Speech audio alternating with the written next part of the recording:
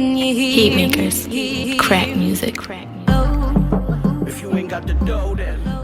All right, so really quick, I think Juan has been seeing some things about the newest member of the New York Yankees. Obviously, we came on here when the night he signed Marcus Stroman. But what have you been seeing about Marcus Stroman, Juan, in terms of how he seems to be adjusting to life as a New York Yankee?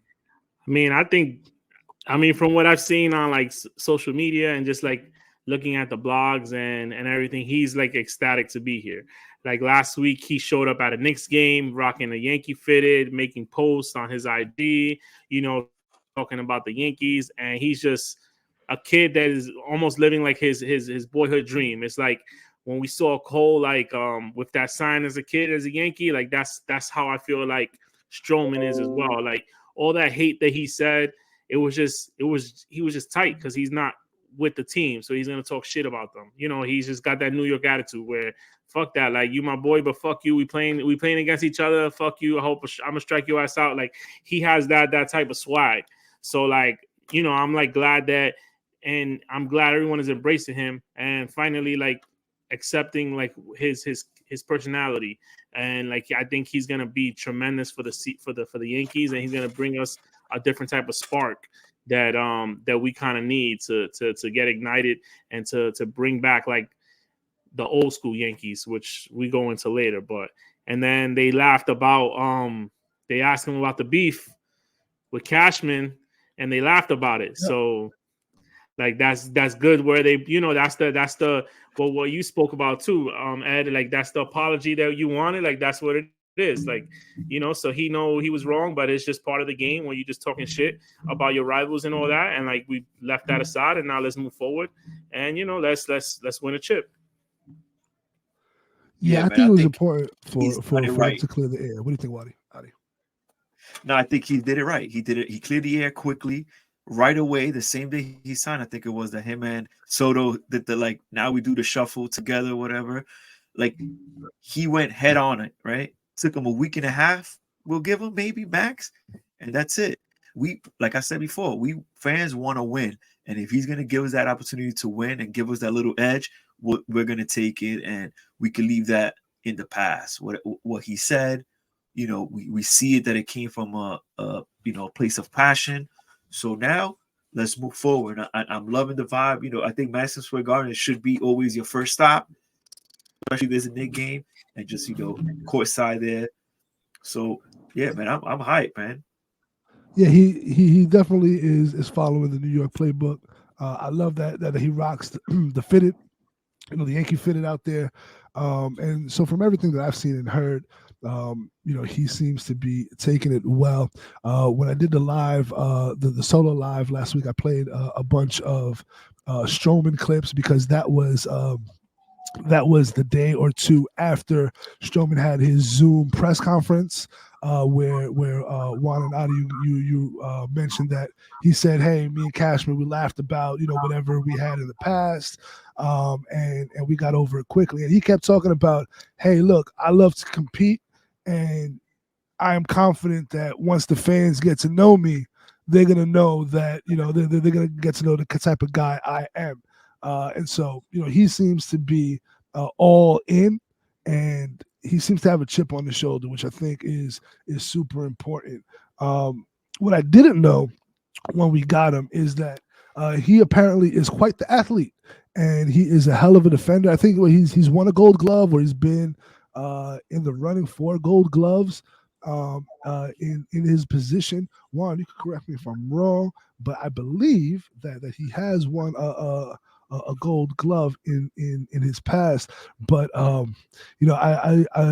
do want to show a highlight here from when he was with the Mets, just to show what type of athlete we're getting. And this is another he won the Gold Glove in 2017.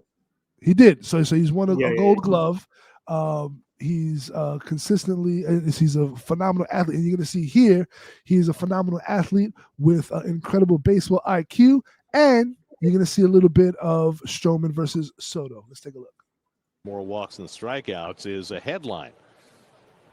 That's pitched sharply. Lindor with the backhand flip, and it's dropped by Mets being the VR, Mets. and now there's nobody covering. Look at this. Look at this. third. Look at Stroh. Look at Stroh. Throw to Ah! Stroman, and he's out. Stroman Oh, got Soto. there in time to tag out Let's Soto. guys. Yo, Let's watch that again. Let's watch that again. That's pitched sharply. Mets being Lindor Mets. with the Kicking the backhand ball flip, around. it's dropped by VR, and now there's nobody covering. Look at third. Stroh.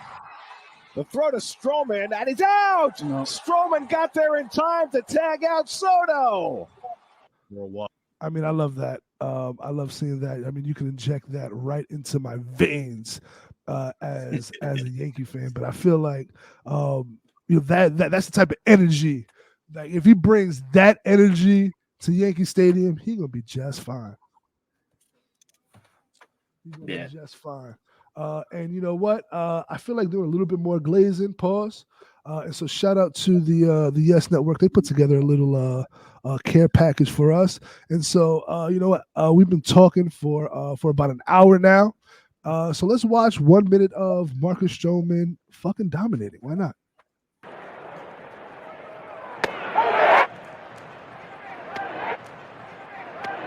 That's nasty. You know, the one thing that makes me super happy too, as we watch this, I want to put this on mute because we don't need to hear the audio as we watch them just have this strikeout montage. I want to get your take, Juan and Adi, particularly the marriage of Marcus Stroman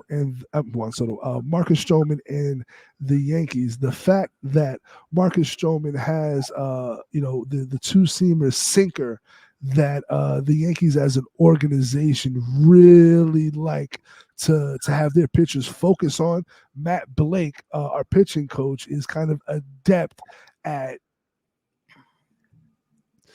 not helping folks improve upon that pitch. So if that's already a plus pitch for you, well, if you come and you work with Matt Blake, it gets even better.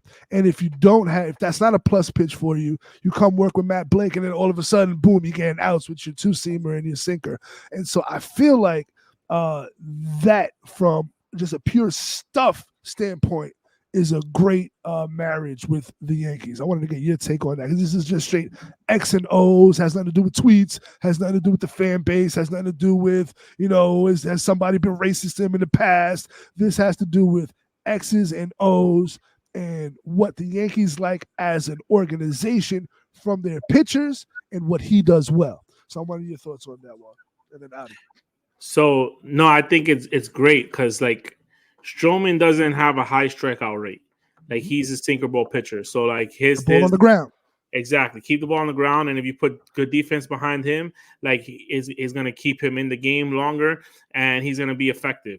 So, like, it's not about velocity. It's about location. And, like, that's how, for the last few years, he's been able to keep his ERA in the mid to low threes. So, like that, he's very effective.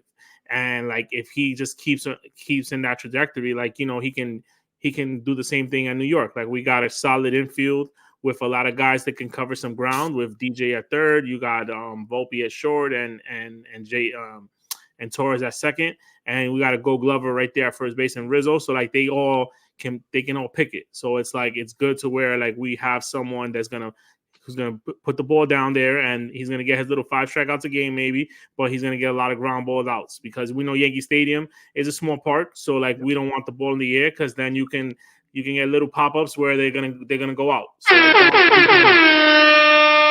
he's gonna be more effective that way. Where at least if I'd rather give a hit up the middle than a little fly ball that goes out or left or right field. Yes, sir. So yeah, that's my thing on it. Like, that's why I like pitchers that keep the ball down, because like that you're gonna stay in the game longer and you can walk one and then go right back around and turn a double play, or they get a hit, turn a double play. You got to put the ball in play. So I think he's gonna do good in New York. Just to add to Juan, it's like him putting the ball in play is gonna make him eat the minis, and that's what we need as well. I think something that's always been like we're not really talking about is like he's gonna go deep because of this, right? Like Juan said, we got the defense behind him. Him keeping it in the ground is what we need in Yankee Stadium, right? And so I'm liking it, man. I like it. I like the fact that, like you said, his strengths is what we work on. So him coming already, coming with pitching low is what we need, and I think he's hype about that.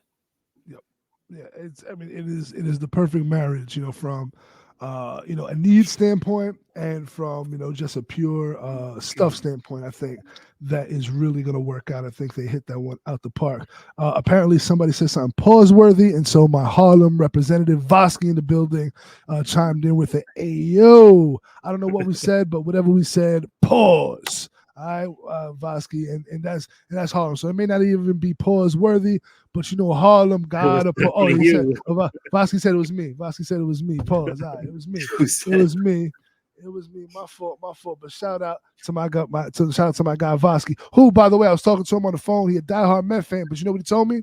He told me Volpe gonna have a big year. And Vosky is a middle infielder by trade, loves playing second, loves playing short, so he knows the second and he knows good second and short second baseman and shortstops. And so Vosky thinks big year incoming from Anthony Volpe. It's a Vosky production. So shout out to my brother Vosky there. But yeah, no, back to Stroman. I love that. And then really quick, we'll put a bow on the Stroman thing. But I do have Aaron Boone talking about Marcus Stroman, the newest addition to the New York Yankees, and he is essentially saying that this is where he wants to be. Before we signed, I spent some time with him over at his house in Tampa and got to know him a little bit and talked to him and tried to get out in front of some things that not every organization has to deal with. The bottom line is I'm excited to have him because, like you said, this guy is an elite competitor that my sense in talking to him that this is the place that he wants to be. And I know I'm very confident that he's going to make us a lot better. I think he's going to thrive in this situation with the pinstripes on. I know he's looking forward to it. And I told him, every now and then I'm going to have to get on you probably if I got to make you shave or, do something that. All right. Shut up, Boop. See, you always take it too far, Boone. You always take it too far. We talk about winning ball games. You talking about shaving. Yeah. But it does bode. He didn't mention the do-rag, though. He didn't mention the do-rag. That's a fact. Nah, do-rag non-negotiable. Do-rag non-negotiable. I'll shave, but do-rag non-negotiable. And it would be dope if, just like we're doing on the pod, and maybe this pod, maybe I will help start a Yankee tradition. I feel like every start day, the other 4 starters who are not pitching should also rock a do-rag. Garrett Cole with the do-rag, in the dugout. Drip out. I see wearing a do-rag is Cortez, man. That's the only one. Drip out. Swag. That's the only one that got swag down there, man. It's Cortez. Maybe it's Cortez, right? I don't know, but I feel like Cortez might have had braids back in the day, like you did. Yeah, I wouldn't doubt it. I feel like he might have. All right, but so that's Marcus Stroman. Obviously, we are liking the early returns, and we also love that he lives in Tampa, so he's already been at the facility.